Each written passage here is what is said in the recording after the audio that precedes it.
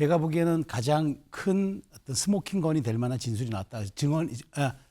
증언이죠. 네. 그렇게 증언대에 섰으니까. 왜 그렇게 보냐면은 이게 가장 중요한 게 시점입니다. 이게 지금 얘기를 들어보니까 증언을 들어보면 이 전화를 받은 게 0시 40, 0시 20분, 30분에서 40분 사이였다는데 네. 0시 48분에 본회의가 소집이 됩니다. 10분 직전이었어요. 그러면은 만일 이게 시도가 됐었고 현장 지휘관들이 동의해 줬으면은 네. 제압이 문을 열고 끌어냈을 겁니다. 그러면 본회의가 열리지 못했을 겁니다. 네. 그러면은 비상계엄 해제가 되지 않았을 겁니다. 이건 굉장히 중요한 포인트가 되는 거죠. 군 내에서 이런 판단을 할 수 있을까? 군 내에서 개헌법만 들여다봐도 이게 안 된다는 걸 알 수 있는 거거든요. 네. 그러면 이런 경우에 군인들을 움직이게 할 수 있는 것은 결국에 최고 윗선이다. 예, 대통령 당연히 처음부터 의심할 수밖에 없었던 것이고 특히 당일에 통화까지 했다라고 한다면 또 그 당시 계엄 상황을 살펴보면은 계엄 사령부는 제대로 구성도 안 되고 활동도 하지 않았어요. 네. 그러면 결국에 윤석열 대통령과 김용현 국방부 장관이 이것들을 전반적으로 다 지시했다라고 그렇게밖에 볼 수 없는 대목인 것 같고 네. 그렇다면 만약에 그렇게 해놓고도 결국에 경고성 계엄이다 이렇게 표현한 거라면은 인터넷에 많이 도는 만화의 한 장면처럼 실컷 난장을 피워놓고 마지막에 결정적으로 우리 무승부로 하지 않을래? 라고 한 것이나 다름없다라고 하는 그런. 문 부수고 국회의원들 끄집어내라 지시를 했다라고 곽종근 특전사령관이 어제 국방위에서 직접 진술을 했습니다. 들어보고 오시죠. 대통령께서 비화폰으로 제게 직접 전화를 하셨습니다. 의결 정족수가 아직 다 안 채워진 것 같다. 빨리 문을 부수고 들어가서 안에 있는 인원들을 끄집어내라 라고 말씀을 하셨습니다. 그 지시사항을 듣고 이것을 어떻게 해야 되나. 그래서 현장에 있는 지휘관들과 이거 공포탄을 쏴서 들어가야 되나. 이 전기를 끊어서 못하게 해야 되나. 이런 부분들에 대한 논의를 했었고 현장 지휘관은 그건 안 됩니다. 제한됩니다. 라고 저한테 분명히 얘기를 했고 저도 그 부분이 분명히 맞고 옳다라고 판단을 했습니다.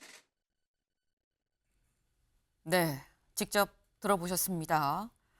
지금 윤 대통령이 문을 부수고 들어가서 의결 정족수가 되지 않도록 의원들을 끌어내라라고 지시를 했다. 그래서 어떻게 할 것인가에 대한 논의를 하다가 물리력을 행사하지 않는 쪽으로 자체적으로 판단을 내렸다라고 지금 얘기를 했어요. 근데 최수영 위원님, 처음에 윤 대통령이 얘기를 했었던 게 야당에 경고만 하려고 했다라고 얘기를 했었는데 이건 좀 다른 정황 같습니다. 지금 12.3 계엄 사태 이후 지금 네. 관련자들의 지금 증언과 진술이 계속 쏟아져 나오는데 제가 보기에는 가장 큰 어떤 스모킹 건이 될 만한 진술이 나왔다. 증언이죠. 네. 그렇게 증언대에 섰으니까. 왜 그렇게 보냐면은 이게 가장 중요한 게 시점입니다. 이게 지금 얘기를 들어보니까 증언을 들어보면 이 전화를 받은 게 0시 20분, 30분에서 40분 사이였다는데 네. 0시 48분에 본회의가 소집이 됩니다. 10분 직전이었어요. 그러면은 만일 이게 시도가 됐었고 현장 지휘관들이 동의해 줬으면은 네. 제압이 문을 열고 끌어냈을 겁니다. 그러면 본회의가 열리지 못했을 겁니다. 네. 그러면은 비상계엄 해제가 되지 않았을 겁니다. 이건 굉장히 중요한 포인트가 되는 거죠. 그렇기 때문에 더군다나 여기에서 지금은 뭐 증언입니다만은 곽 사령관은 대통령이 아직 안 채워진 것 같다라는 말을 하셨다는 거죠. 이 얘기는 뭐냐? 상황을 보고 받았다는 거죠. 그렇기 때문에 매우 중요한 포인트가 될 수 있다는 말씀입니다. 네. 지금 이제 또 중요한 말씀을 하셨어요. 지금 아직 안 채워진 것 같다. 끌어내라라고 얘기를 했다라는 건 어디서 안 채워졌다는 보고를 또 받았다는 거 아니겠느냐라는 말씀이거든요. 김수민 의원님. 이것도 네. 어떻게 해석을 해야 되는 겁니까? 만약에 윤석열 대통령 본인이 지시를 한 게 아닌데 네. 특전사 병력이 국회에 들어간 것이라면 이걸 확인한 순간 윤석열 대통령이 거긴 왜 들어가냐라고 오히려 나오라고 지시를 해야 되는 거거든요. 근데 그런 게 전혀 없었고 사실 이게 상식적으로 생각해 보면 어느 정도 답이 나오는데 계엄법을 보면 일관되게 국회는 계엄에서 통제 대상이 아닙니다. 행정기능, 사법기능 다 계엄사령부가 통제할 수 있지만 국회만큼은 오히려 계엄이 선포됐을 때 즉시 통고를 받아야 되는 그런 권리가 있고 또 대통령이 폐회 중인 국회의 경우는 일부러 소집을 요구해서라도 이거를 통고를 하게 돼 있거든요. 네. 나아가서는 또 계엄을 해제시킬 수 있는 유일한 권한을 국회가 갖고 있습니다. 국회에 절대 통제를 해서는 안 되는 부분인데 이게 만약에 군 내에서 이런 판단을 할 수 있을까? 군 내에서 계엄법만 들여다봐도 이게 안 된다는 걸 알 수 있는 거거든요. 네. 그러면 이런 경우에 군인들을 움직이게 할 수 있는 것은 결국에 최고 윗선이다. 예, 대통령 당연히 처음부터 의심할 수밖에 없었던 것이고 특히 당일에 통화까지 했다라고 한다면 또 그 당시 계엄 상황을 살펴보면은 계엄 사령부는 제대로 구성도 안 되고 활동도 하지 않았어요. 네. 그러면 결국에 윤석열 대통령과 김용현 국방부 장관이 이것들을 전반적으로 다 지시했다라고 그렇게밖에 볼 수 없는 대목인 것 같고 네. 그렇다면 만약에 그렇게 해놓고도 결국에 경고성 계엄이다 이렇게 표현한 거라면은 인터넷에 많이 도는 만화의 한 장면처럼 실컷 난장을 피워놓고 마지막에 결정적으로 우리 무승부로 하지 않을래? 라고 한 것이나 다름없다라고 하는 그런 어처구니 없는 일이었다라고 하는 점이 두드러지는 것 같습니다. 네. 근데 지금 여기서 저희가 이 좀 주목을 해야 될 부분 이런 것도 있어요. 안에 문을 부수고 그냥 국회의원들 끄집어내라가 아니라 문을 부수고 들어가서 국회의원들 끄집어내라라고 얘기를 했다라는 건 사실 어느 정도 윤 대통령도 물리적으로 충돌이 있을 수 있다는 걸 예측을 한 거 아닌가라는 생각이 드는 부분인 거거든요. 최수영 의원님. 네. 사실 이렇게 되면은 다치는 사람이 발생할 수도 있는 상황을 알고 있었던 거 아닌가라는 생각도 들어요. 그러니까 이게 보여주기식 계엄 네. 혹은 이제 야당에 경고하기 위한 계엄이 아니라 실제로 윤 대통령의 어떤 뜻을 관철하기 위한 계엄이었다고 추론이 가능한 거죠. 왜냐하면 지금 어쨌든 여기에 병력이 뭐 300명 이하든 뭐든 무장한 우리 국가의 가장 핵심적인 특수부대가 동원이 됐고 사실 여기는 10명이 되냐 20명이 되냐 상관없어요. 왜냐하면 일당 100의 전사들이 갔기 때문에 쉽게 맘만 먹으면은 사실 거기 뭐 수백 명이 있어도 제압이 가능했고 또 네. 사실 화력이라는 게 또 있잖아요. 사람만 있는 게 아니라 장비라는 게 있기 때문에 그런 측면을 감안한다 그러면은 여기에 그 현장 지휘관들이 만일 여기 동조했다 그러면은 실제로 불상사가 발생했을 겁니다. 정말 말하자면 지금 뭐 야간 투시경이라든가 모든 장비를 갖추고 들어갔기 때문에 전기를 끊었을 때를 대비해서 야간 투시경도 가지고 간 것 같아요. 네. 그런 측면에서 놓고 본다면은 그나마 현장 지휘관들이 저렇게 그 말하자면은 법상 아무리 그 국군 통수권자의 지휘라도 부당하다고 생각했을 때 항명을 하고 아니면 지시를 이행하지 않았던 거는 참으로 다행이지만 윤 대통령이 만일 그런 것까지 예측해 넣고 만일 이렇게 지시를 하고 계속적으로 압박을 가하고 지휘관들에게 지시를 했다 그러면은 네. 앞으로 이 부분은 향후 만일 이게 이제 본격 수사가 될 경우에 이 부분들이 굉장히 어느 정도였던가가 수사의 핵심과 쟁점이 될 것 같습니다.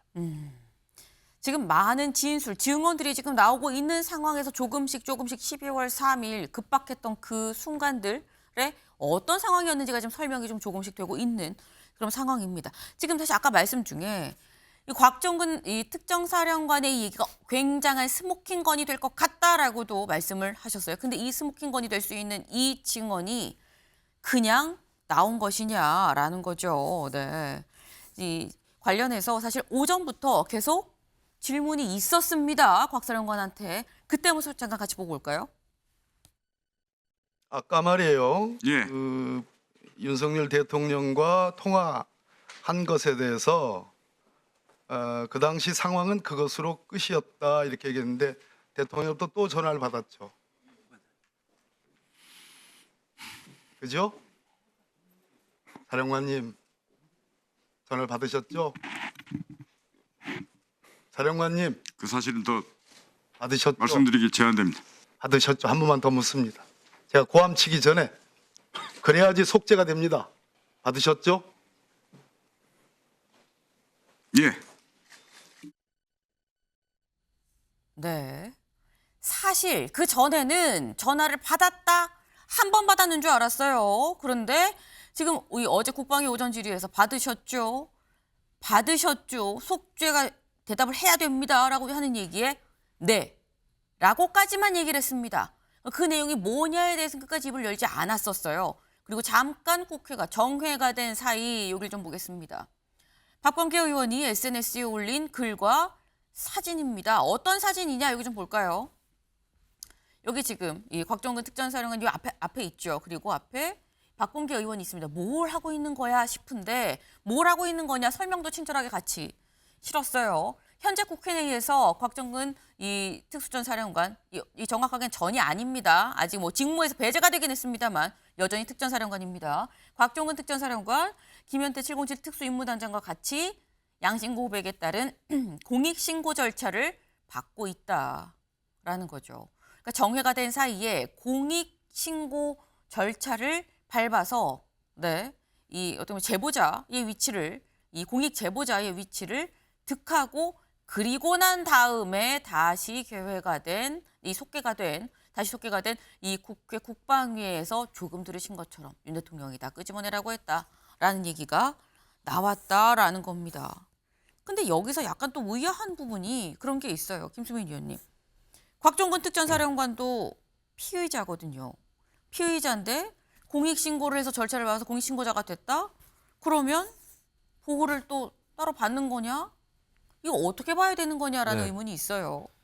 이거는 어떻게 보면 달리 보면 어차피 피의자고 앞으로 수사도 받고 나가서는 처벌받을 수 있습니다. 그렇기 네. 때문에 그건 그것대로 진행을 하는 거고 공익신고자가 된다고 해서 처벌이 아예 면제가 된다거나 그렇게 되지는 않을 거거든요. 다만 이제 한 사람이 피의자의 성격도 있지만 또 추가적으로 이걸 고백을 해야 되는 네. 그런 공익신고자의 처지가 또 같이 있을 수도 있기 때문에 그거는 양쪽에 좀 겸해서 할 수 있는 별개로. 것이다. 예, 공익신고자로 인정받는다고 해서 처벌이 면제되거나 하는 건 아닐 겁니다. 이미 이제 곽종근 전 사령관도 본인이 얘기한 거에 따르더라도 그 부당한 명령, 위법한 명령 이런 것들을 따른 책임이 있기 때문에 처벌은 절대 피할 수 없을 것이다. 그래서 공익신고자라고 이렇게 부여를 하는 것이 네. 반드시 뭐 면제가 되는 그런 부분은 아니다라는 점, 이 점을 강조를 할 필요가 있겠고 민주당에서도 이제 국민들이 오해하실 수 있는 부분도 있기 때문에 예, 그런 것들도 같이 설명을 하는 것이 더 좋지 않을까 예, 그렇게 보여집니다. 네. 법에 따른 처벌과 공익 신고 제보자로서의 이 어떤 법적 지위를 득하는 것은 별개의 문제다라는 설명이셨어요.